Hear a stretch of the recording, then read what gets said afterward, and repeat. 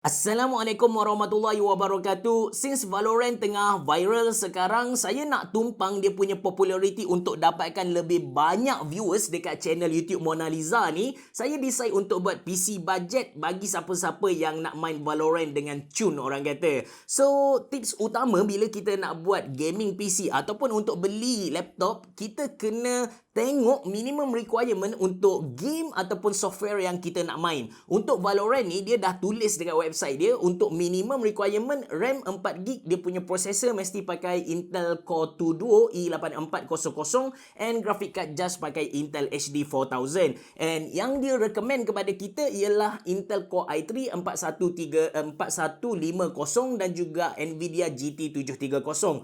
Based on apa yang dia recommend ni, saya dah dapat sedikit image hardware apa yang saya patut pilih untuk buat PC budget Valorant ni. Nanti saya kongsikan dengan anda lebih detail after intro. Anda bersama saya Ashraf Jeffrey dalam channel YouTube Mona Lisa. Kalau anda belum tekan butang subscribe, pastikan anda tekan butang subscribe dan juga button loceng yang ada dekat tepi dia. Jom!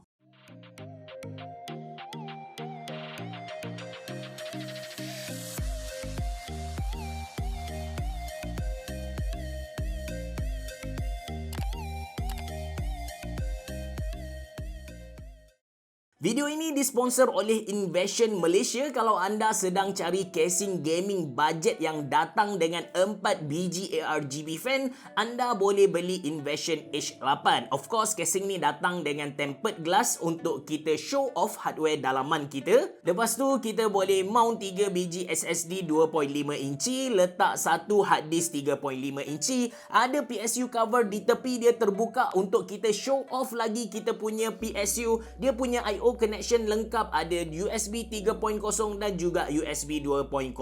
Untuk dapatkannya, saya sediakan link dalam ruangan description box below. Alright, first kali untuk prosesor, saya guna Intel Celeron G5900. Prosesor ni dia dual core dan dual thread. Kalau ikutkan apa yang developer Valorant recommend kepada kita supaya kita guna Intel Core i3 4150, perbezaan antara Celeron G5900 dan i3 4150 tu tak jauh sangat. G5900 dia 2 core 2 thread, manakala 4150 tadi 2 core 4 thread.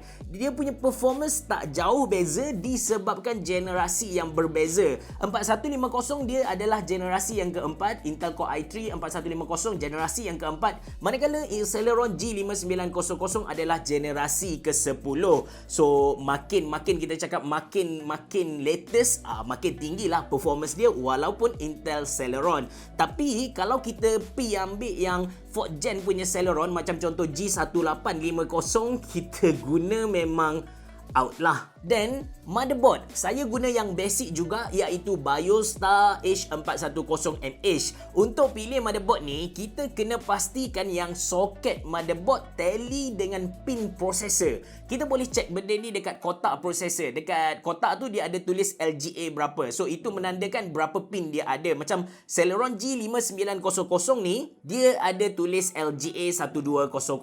Kemudian kita kena tengok pula dekat motherboard tu dia tulis soket apa. Dekat sini anda boleh tengoklah dia tulis Intel H410. Ini dia punya chipset, soket 1200. Nampak tak? Dia tally dengan kita punya processor tadi. So, boleh guna. Tak ada masalah. Satu benda yang saya nak dari motherboard ni ialah soket M.2 SSD, sebab saya tak nak guna SSD SATA. Malas gila nak buat cable management. Seterusnya, storage. Saya guna Kingston NV1 120 NVMe SSD. Ini antara SSD budget yang ada dalam pasaran dan dia punya speed tu boleh kata agak tinggi. Dia boleh cecah sampai 3000 MB per second. RAM pula, saya guna Patriot Viper 2666 MHz 8GB. Speed 2666 MHz dah memadai. Even kalau kita beli yang lagi laju pun, dia akan downgrade ke 2666 MHz sebab motherboard Biostar H410MH ni support sampai 2666 MHz saja.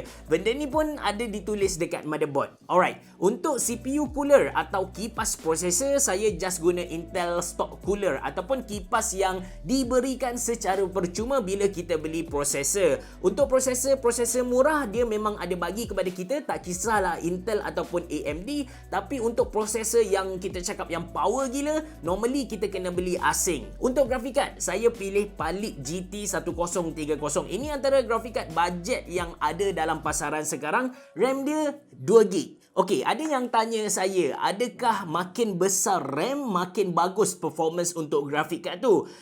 Betul, tapi tak tepat sangat.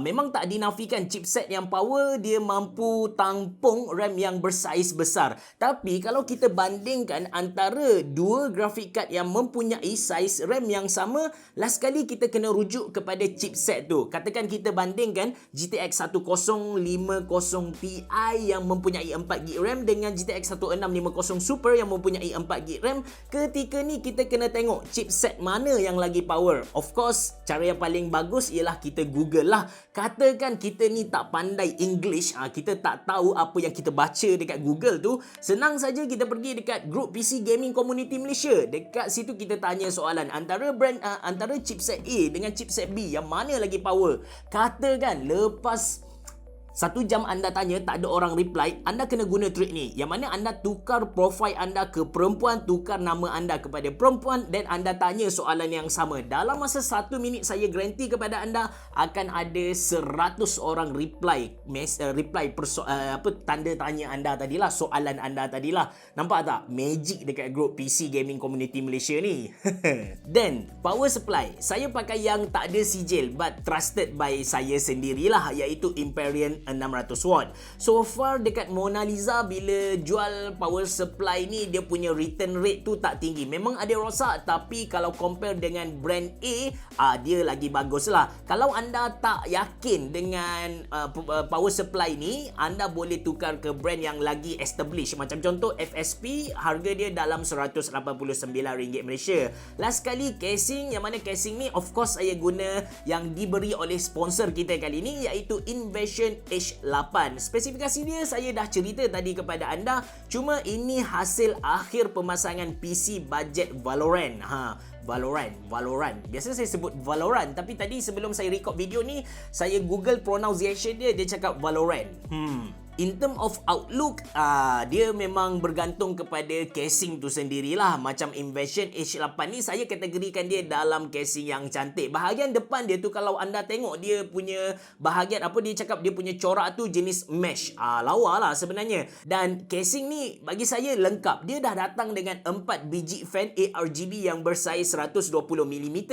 Lepas tu dia pun dah ada magnetic filter, ada PSU cover, ada dia punya tempered glass. Yang penting, harga dia marhain gila, iaitu RM179 Malaysia. Saya recap sekali lagi spesifikasi untuk PC ni. Prosesor saya pakai prosesor Celeron G5400, RAM guna Patriot Viper 8GB DDR4 2666MHz. Lepas tu storage saya guna SSD dari Kingston, iaitu Kingston NV1 NVMe SSD. Motherboard Biostar H410mH. Cooler dari Intel, iaitu Intel stock cooler. Graphic card dari Palit, iaitu GT1030, PSU Imperial 600 watt, dan casing Invasion H8. Jumlah keseluruhan untuk PC ni ialah RM1,500 Malaysia tanpa monitor. Kalau anda nak beli monitor, maybe anda boleh dapat RM500 Malaysia untuk 24 inci ataupun 22 inci. Okey, mula-mula saya test Valorant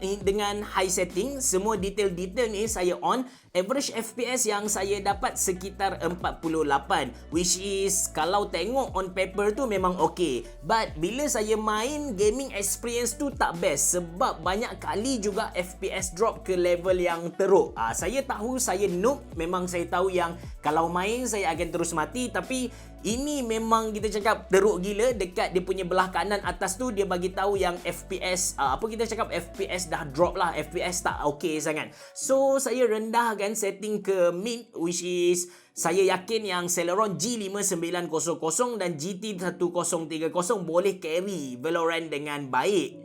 Alhamdulillah, macam yang saya predict, memang boleh main. Smooth je. Bolehlah kill dekat 20 orang untuk game, apa kita cakap tu, deathmatch. Anda boleh perhatikan pergerakan FPS yang saya tunjuk ni. Saya tak dapat nak tunjuk klip gameplay yang cantik yang biasa saya record screen tu disebabkan spesifikasi PC ni tak mampu nak record benda tu. Maka itu sahaja untuk video kali ini sebagai kesimpulan gabungan antara G5900 dan GT 1030 RAM 8GB. Dia boleh carry Valorant mid setting dengan cemerlang. Harga untuk PC kali ni ialah RM1,500. Saya sediakan link untuk hardware-hardware ni dekat ruangan description box below. Dan untuk makluman anda, PC yang saya buat ni pun saya nak jual dengan harga RM1,400 Malaysia, satu biji saja, sebab ni adalah PC review. Kalau anda berminat, anda boleh PM nombor WhatsApp yang saya sediakan dalam description box below. Terima kasih kerana menonton. Bereboh. Jumpa lagi.